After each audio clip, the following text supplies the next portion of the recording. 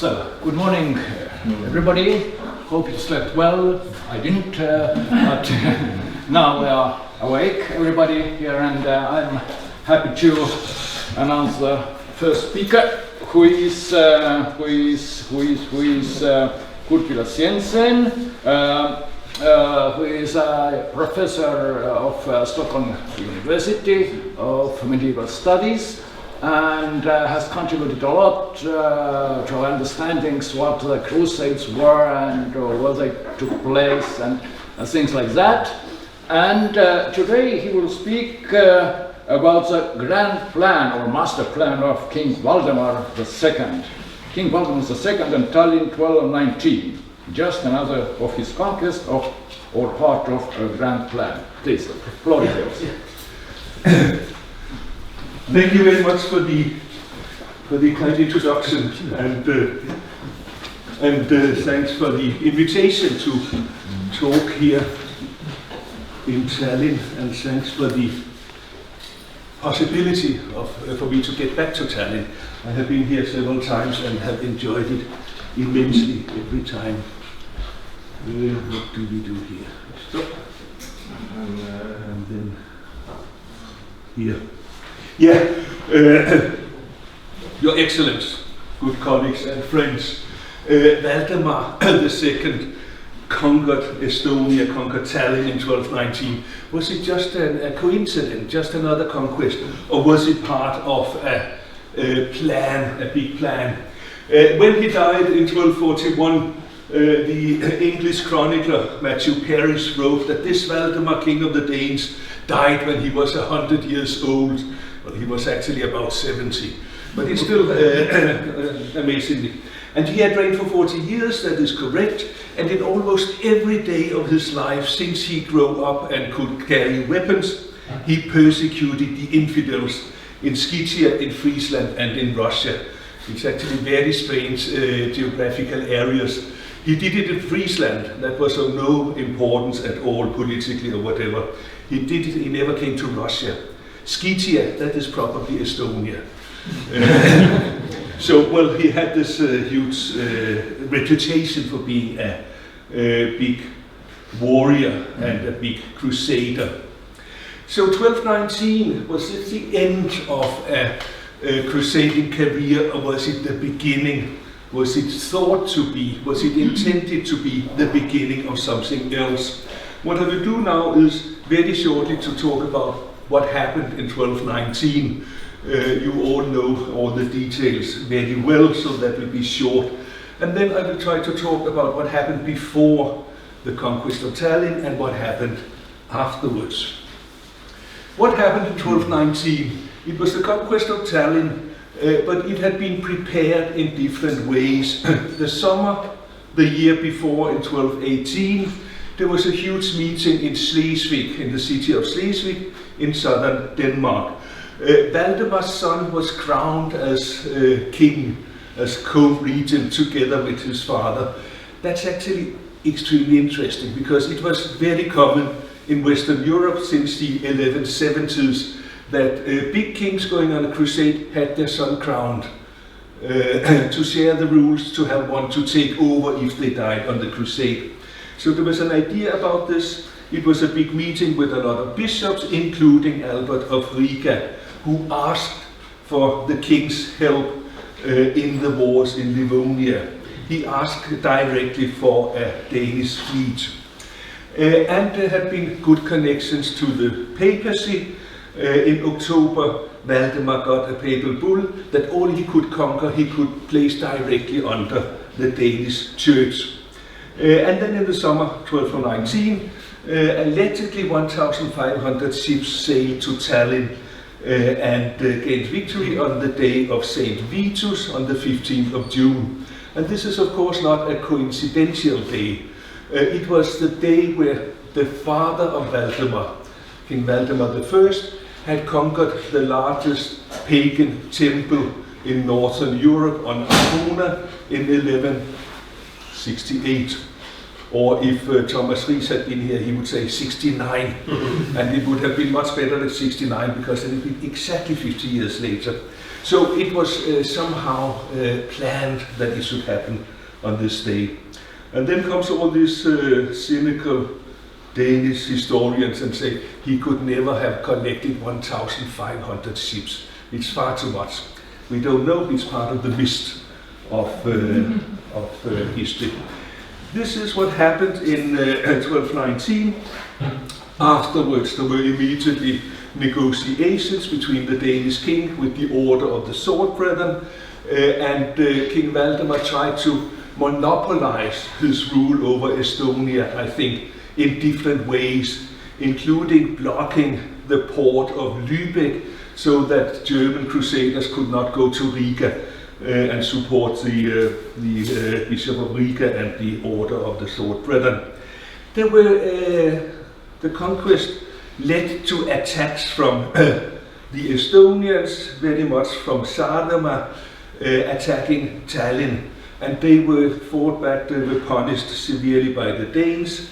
In 1222, Valdemar came back with a fleet, attacked Saaremaa, and that led to the big rebellion of 1223, rebellion in the Christian sources of the time, against all Danes in Estonia, with the famous episode that they caught Ebbe, the governor, the Danish governor, and took out his heart and cut it in small pieces and roasted it and ate it. That was to get the strength of the conqueror. Nevertheless, Danish control was reinstalled after some time over Estonia, and this is where most most histories of Denmark stop. This was the high point of the career of Valdemar, and then something else happened. What I would like to do now is to raise a discussion about what was it actually, how should we understand it? Was it part of something larger? So let us begin with what happened before Tallinn. Valdemar became king in 1202, and that is an extremely important period in the history of Northern Europe and the Baltic. It is what I think it was the period of a military revolution. We can see everything became bigger. The ships became bigger, the infrastructure was targeted to support crusading in the Baltic. I think it would have been impossible to make a huge Danish expedition to Estonia in the 1290s, but you could in the 1190s, but you could 10-20 years later. So it was a period of change in military technology and infrastructure. Valdemar, even before he became king, he had expanded into Holstein and northern Germany with raids year after year, fighting against local princes in northern Germany. And as other Danish kings before him, he had to balance in the relation to the emperor of Germany, the Roman German Empire. There were always at least two different persons who claimed they were emperor, and very often representing two different families or family dynasties. And Danish kings, they changed from one to the other and had to balance. What happened with Valdemar was that he changed side just before 1214 and backed one of these claimants, Frederick II Hohenstaufer, just before 1214. And what happened in 1214? The Battle of Bouvines, the largest military expedition battle in Western Europe before the First World War, that changed totally the political landscape of Western Europe. And Valdemar did not participate in this big battle, but he led expeditions against the enemies of Frederick II, kept them away from Bouvines, so that they could not participate, so he supported indirectly.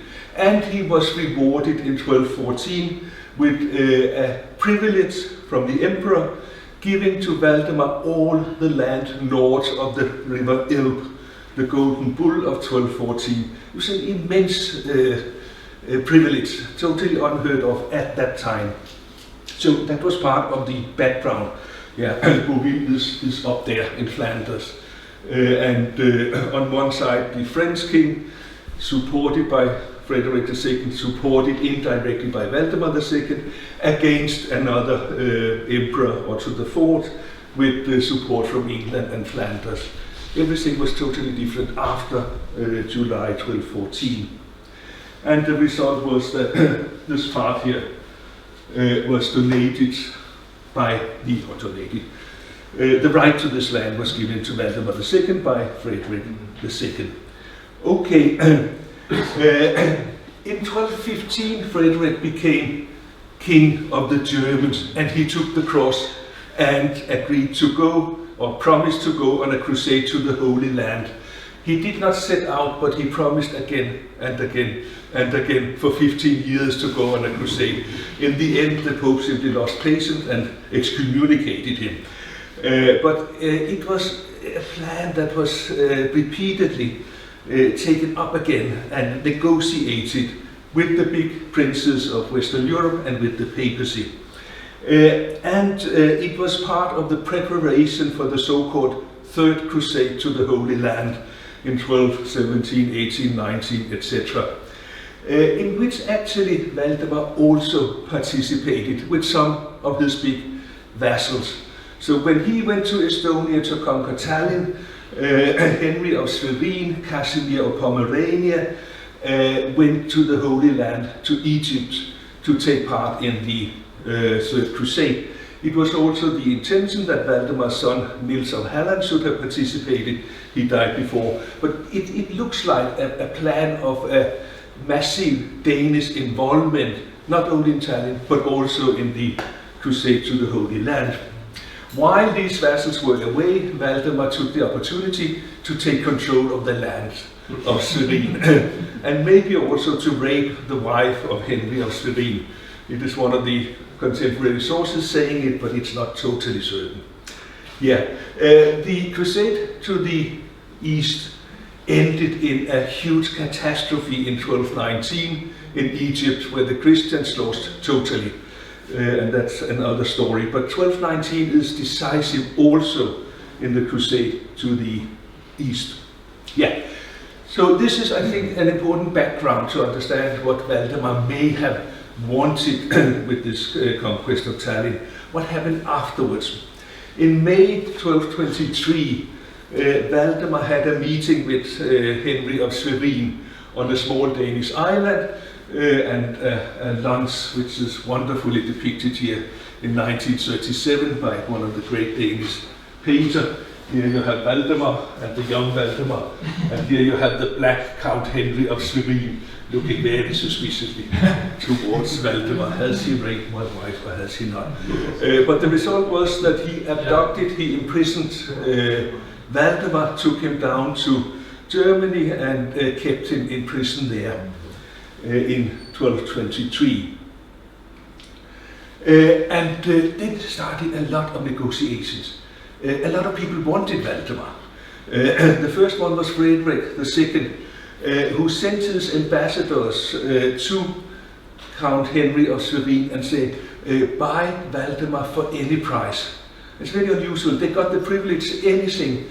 They could offer anything to get control of Valdemar and to press him to denounce the claim on the land north of the river Elbe, the Transalbingia.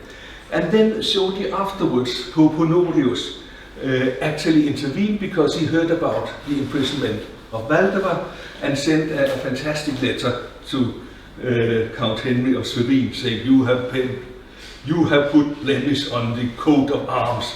You will be an example of the unfaithful vassal. You will never get out of this shame. Release him immediately. Because, and this is interesting, because Valdemar had promised in secret to go on a crusade to the Holy Land, to go in person with a large army, and if he had been prevented, he would send at least 100 knights. And this is actually tricky because he had promised to go on a crusade. He had negotiated with the Pope. We don't know when he had done it. We don't know why he had done it in secret. Nobody knew about it except the Pope.